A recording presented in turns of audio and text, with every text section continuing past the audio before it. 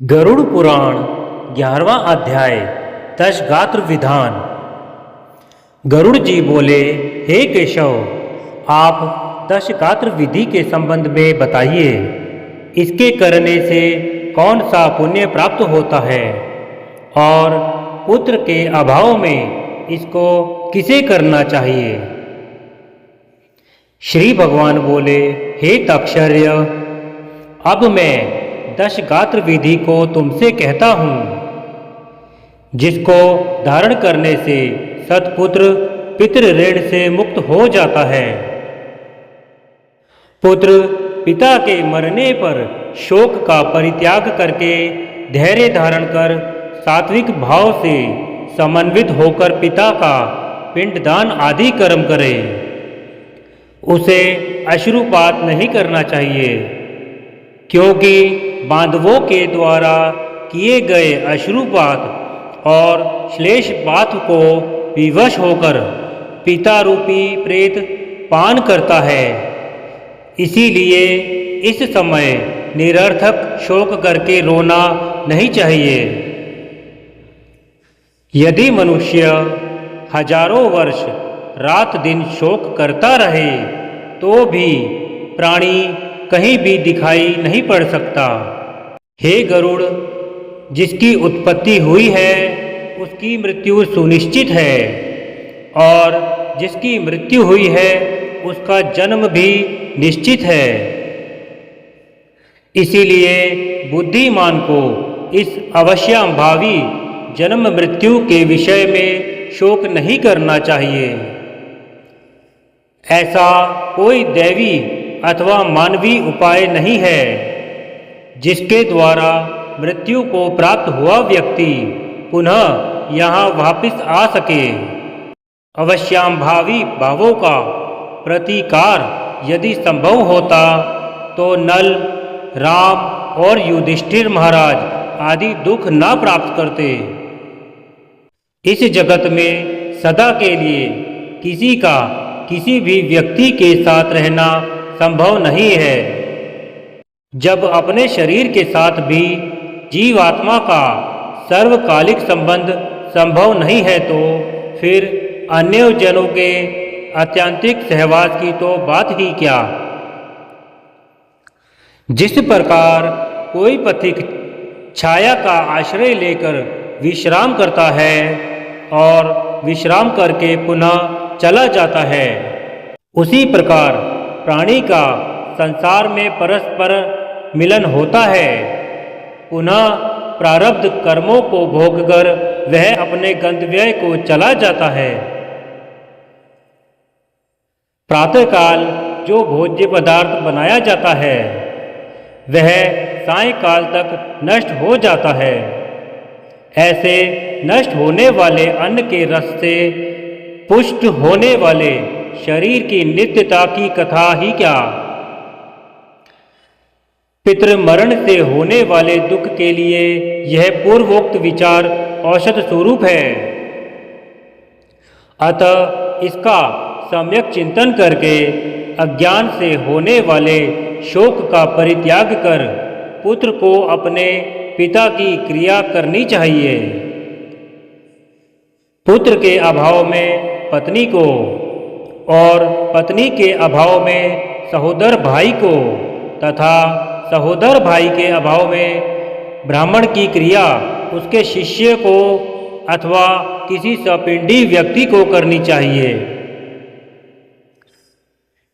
हे गरुड़, पुत्रहीन व्यक्ति के मरने पर उसके बड़े अथवा छोटे भाई के पुत्रों या पौत्रों के द्वारा दशगात्र आदि कार्य कराने चाहिए।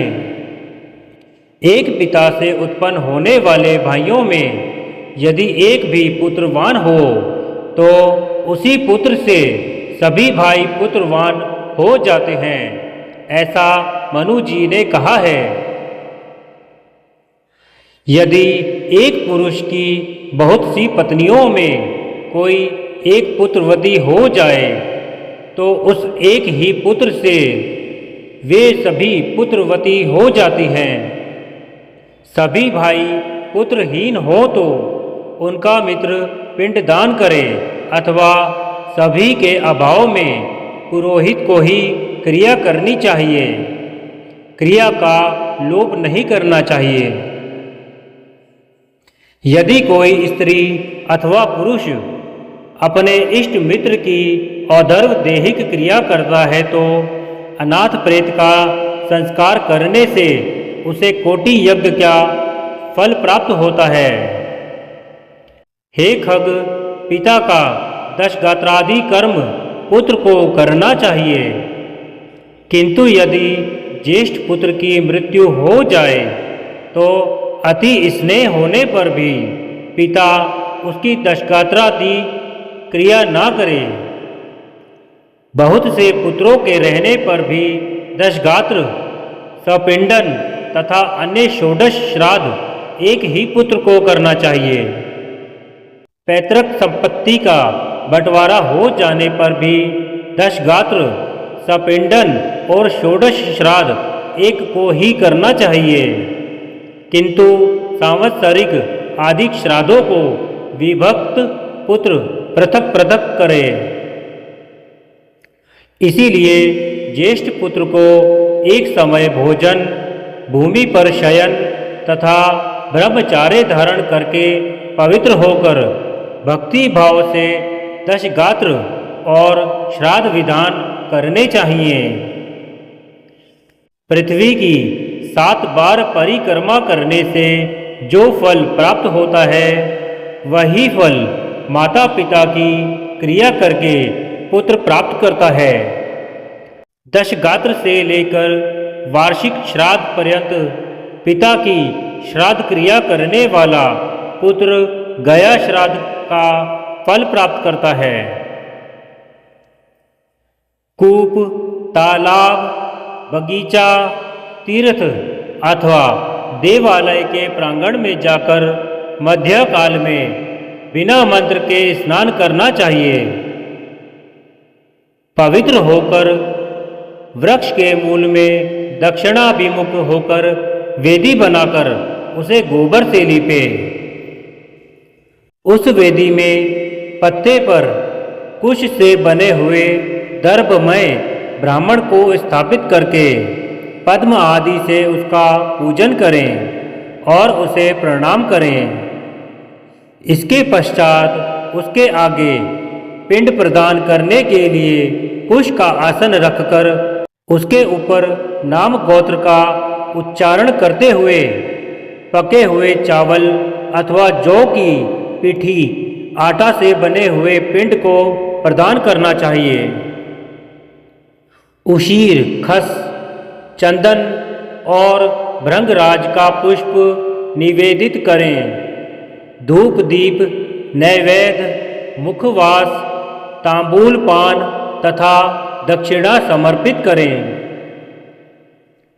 तदनंतर काकांत, दूध और जल से परिपूर्ण पात्र तथा वर्धमान वृद्धि क्रम से दी जाने वाली जलांजलि प्रदान करते हुए यह कहे कि अमुक नाम के प्रेत के लिए मेरे द्वारा प्रदत्त यह पिंड आदि सामग्री प्राप्त हो। अन्न, वस्त्र, जल, द्रव्य अथवा अन्य जो भी वस्तु प्रेत शब्द का उच्चारण करके मृत प्राणी को दी जाती है उससे उसे अनंत फल प्राप्त होता है, अक्षय तृप्ति प्राप्त होती है। इसीलिए प्रथम दिन से लेकर सपिंडीकरण के पूर्व स्त्री और पुरुष दोनों के लिए प्रेत शब्द का उच्चारण करना चाहिए। पहले दिन विधि पूर्वक जिस अन्न का पिंड दिया जाता है उसी अन्न से विधि पूर्वक 9 दिन तक पिंड दान करना चाहिए। 9वें दिन सभी सपिंडी जनों को मृत प्राणी के स्वर्ग की कामना से तैलाभ्यंग करना चाहिए और घर के बाहर स्नान करके दूब एवं लावा लेकर स्त्रियों को आगे करके मृत प्राणी के घर जाकर उससे कहे कि दूर्वा के समान आपके कुल की वृद्धि हो तथा लावा के समान आपका कुल विकसित हो। ऐसा कहकर के दूर्वा समन्वित लावा को उसके घर में चारों ओर बिखेर दे। हे खगेश्वर, 10वें दिन मांस से पिंडदान करना चाहिए, किंतु कलयुग में मांस से पिंडदान शास्त्रतः निषिद्ध होने के कारण मांस उड़द से पिंडदान करना चाहिए। 10वें दिन शौर कर्म और बंधु बांधवों को मुंडन कराना चाहिए। क्रिया करने वाले पुत्र को भी पुनः मुंडन कराना चाहिए। 10 दिन तक एक ब्राह्मण को प्रतिदिन मिष्ठान भोजन कराना चाहिए और हाथ जोड़कर भगवान विष्णु का ध्यान करके प्रेत की मुक्ति के लिए इस प्रकार प्रार्थना करनी चाहिए। अतसी के फूल समान कांति वाले पीत वस्त्र धारण करने वाले अच्युत भगवान गोविंद को जो प्रणाम करते हैं उन्हें कोई भय नहीं होता। हे आदि अंत से रहित शंख चक्र और गदा धारण करने वाले अविनाशी तथा कमल के समान नेत्र वाले देव विष्णु, आप प्रेत को मोक्ष प्रदान करने वाले हो। इस प्रकार प्रतिदिन श्राद्ध के अंत में यह प्रार्थना मंत्र पढ़ना चाहिए। तदनंतर स्नान करके घर जाकर गौग्रास देने के उपरांत भोजन करना चाहिए। इस प्रकार गरुड़ पुराण का 10 गात्र विधि नामक 11वां अध्याय पूर्ण हुआ।